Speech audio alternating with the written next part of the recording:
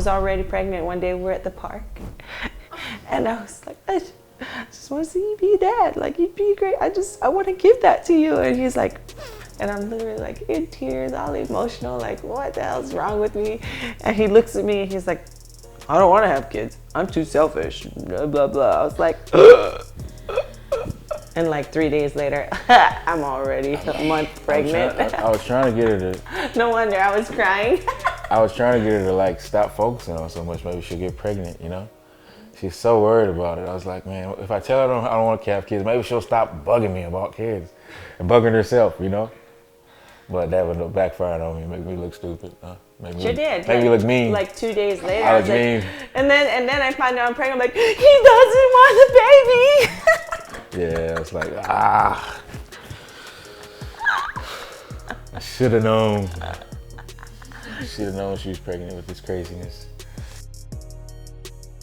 So that's why I stopped competing for a while. When we got married, I always told him, I said, we're gonna have a son named Maximus. I don't know, even before we got married, I knew I would have a son named Maximus. So when I found out I was pregnant, it was like 4 o'clock in the morning. And I woke him up and I told him, I said, it's Maximus. It makes me want to tell a story about Marvelous.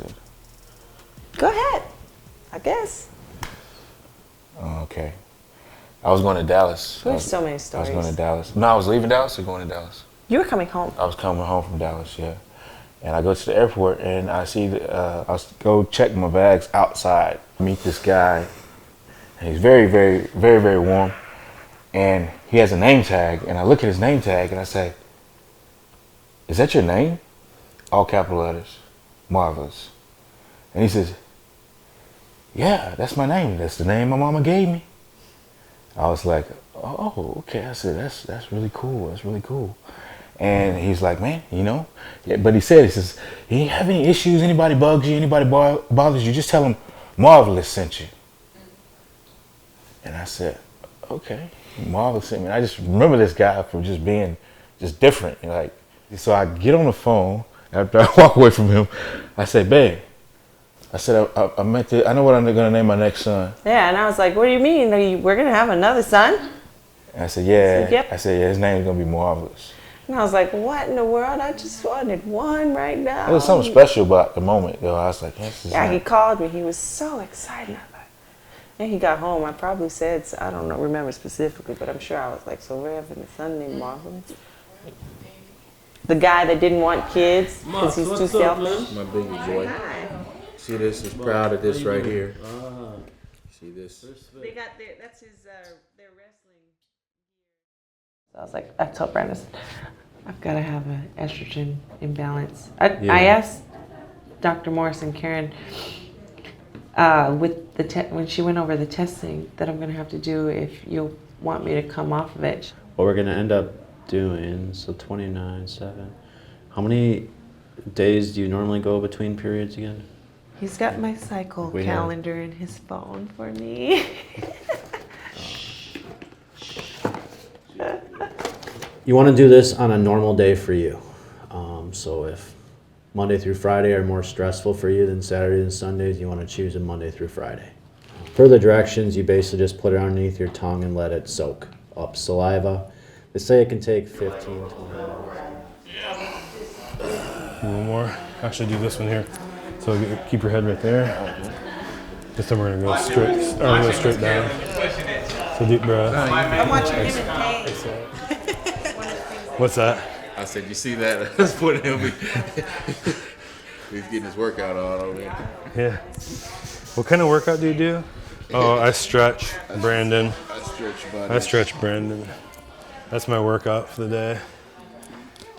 Oh, yeah, this is tight. Yeah, I think a lot of times with athletes, what they just with their training, things like that. When athletes like Brandon do squats and leg presses, things like that. Whenever people sit an awful lot, it tends to decompress the discs in the low back. So what this is really good for is helping to take pressure off those nerves and really helping to decompress the discs quite a bit.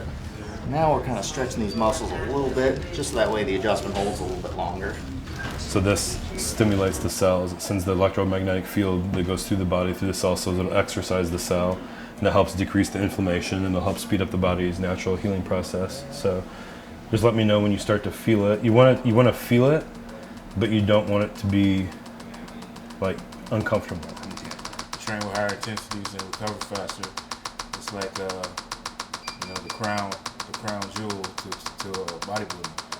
Anything we do to supplement, anything that we do to enhance our recovery allows us to work that much harder and be able to recover from it and continue to work that much harder.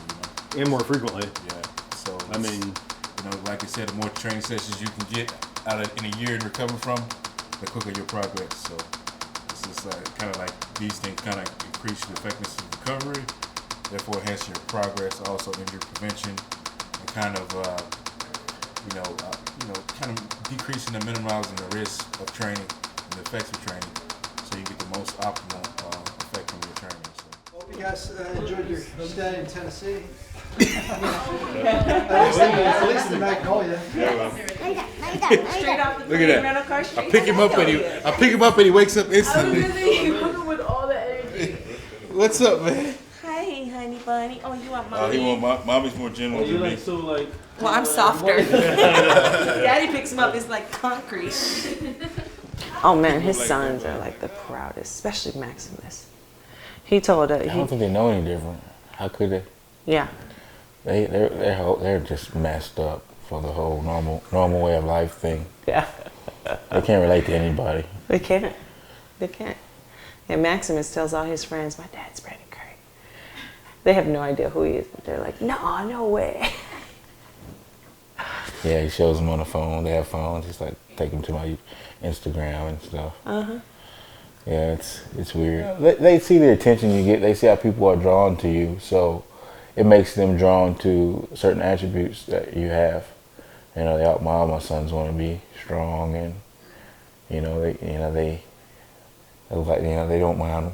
Most of them don't mind working out, except Zion. I have to trick him into working out. He's the one we laugh. Zoe jokes. We joke on him all the time. I have to trick him into working out. He don't want to walk 2 feet. He's like, I'm tired. I have to work. Nah. Yeah, he don't know he's working out when he's working out. But Yeah. He can work out. He's tough. He just don't have the personality that the other boys have about it. But yeah, it's just, I don't know. I'm just daddy. So Zoe's been around it her entire life. yeah, she has. So she's inadvertently, I think she has a love for the sport. She likes to train. That's one of the things. She likes to work hard. She likes to train. So it's certain things that I guess not try to teach. The sport can kind of teach kids through them watching you, seeing your discipline. I enjoy talking to my sons a lot and breaking things down, hoping that they understand. And Zoe. You do a lot with Zoe. Yeah, hoping that they understand what I'm trying to say. So if they ever have a problem with me, I just try to give a problem anywhere. I try to give them a different way, perspective of looking at it. Or if they don't understand something, I see they don't understand something, then I try to give them a way to explain the way they understand something. I don't know. I like to get into my kids' like thought patterns in their heads. That's my processing. But also, I have to make sure that you have to make sure your kids respect you in a way, because the younger they are, the less they actually understand what that really is. So Zion, he saw the way his brothers related to me, but he didn't understand why they relate to me. It's like, okay, it's because I'm daddy, right? What does that mean to you? Oh, daddy to him, daddy is this harmless person that's always around, that looks big and may look scary, but he's not, So, but he has to understand that, if daddy's serious, you have to respect what I say. Understand that it takes him seeing you in a different light, and then learning how to respect that. Oh, my daddy is a powerful person. Oh, my daddy. My daddy. If he wants me not to do something, he can make me not do it.